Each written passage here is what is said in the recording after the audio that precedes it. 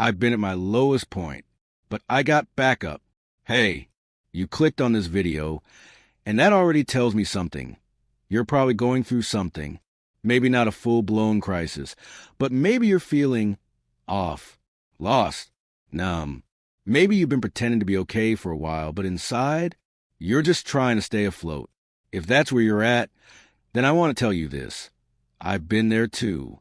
This video isn't about pretending everything's fine. It's about being honest, about how I completely lost myself. But somehow, I made it back. And maybe, just maybe, something I say here helps you take one small step forward too. Let's rewind the tape. There was a period in my life, not just a bad day or a rough week, but months where everything just felt wrong. I didn't recognize myself. I'd wake up already exhausted. I'd stare at the ceiling, wondering why I should bother getting up at all. Food had no flavor. My favorite song sounded flat, and even people who loved me felt a million miles away. I wasn't just sad, I was disconnected from everything, from myself. I stopped showing up for people. But even worse, I stopped showing up for me. And the thing is, I didn't know how to explain it. Because how do you put into words that you feel like a ghost in your own life? Depression doesn't always scream. Sometimes it whispers, quietly, consistently. Lies like, you're a burden. Nobody would notice if you disappeared. You're failing at life, and you start to believe it. You smile at work, nod during conversations, post something funny online, and yet inside, there's this heavy silence. I felt guilty, too. Like, how dare I feel this way when others have it worse? That kind of thinking only made it harder to ask for help. I kept trying to convince myself I was fine until I couldn't anymore. What changed? Honestly, not much at first. It wasn't like lightning struck or the universe handed me a sign. But one small thing happened. A friend noticed. They didn't hit me with toxic positivity or try to fix me. They just sat there, quietly, present, and in that stillness, I felt something I hadn't felt in a long time, seen. That was the first tiny shift. It was like someone cracked a window open in a room that had been sealed shut for too long. And it gave me enough courage to start trying, just trying to come back to myself. I began writing, not be poetic, not for Instagram, just to survive. I dumped my thoughts into notebooks, text files, sticky notes.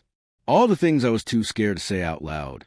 I wrote them down, and little by little, the fog in my brain started to clear. Then came the hardest step. I asked for help. I booked a therapy session.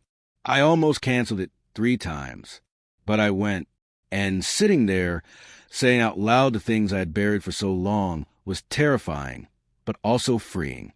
Therapy didn't magically fix everything, but it gave me tools, language, and most importantly, it reminded me that I wasn't crazy. I was human, just deeply, deeply tired.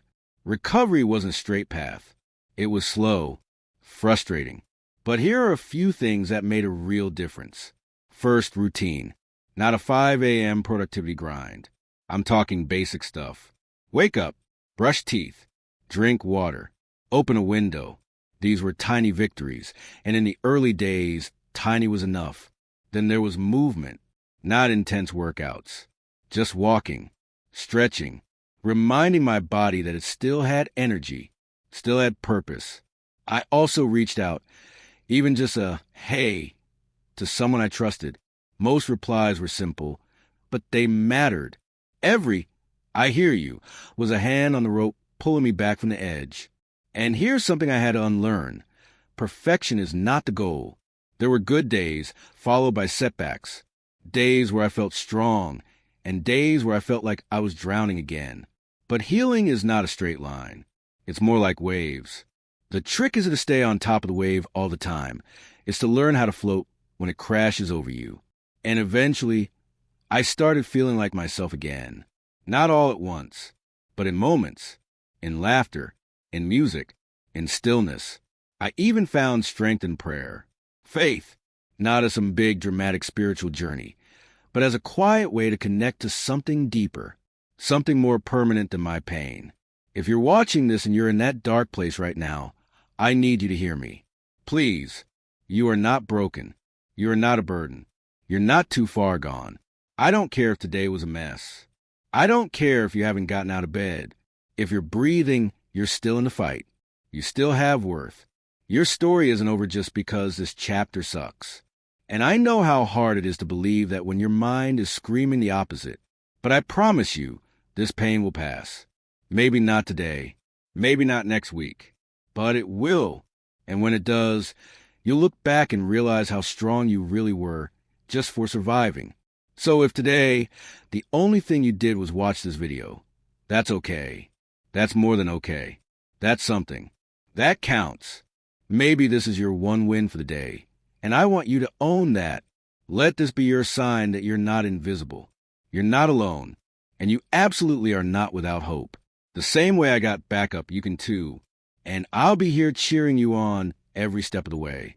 If any part of this video spoke to you, if it made you feel seen, even just for a second, stick around.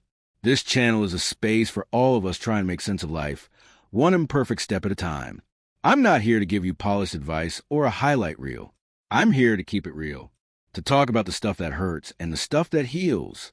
So if you're into that, hit subscribe, leave a comment below, even just a red heart or I'm here, and let's build something honest, something human, something healing. Thanks for being here, for listening, for showing up. I'll see you in the next one.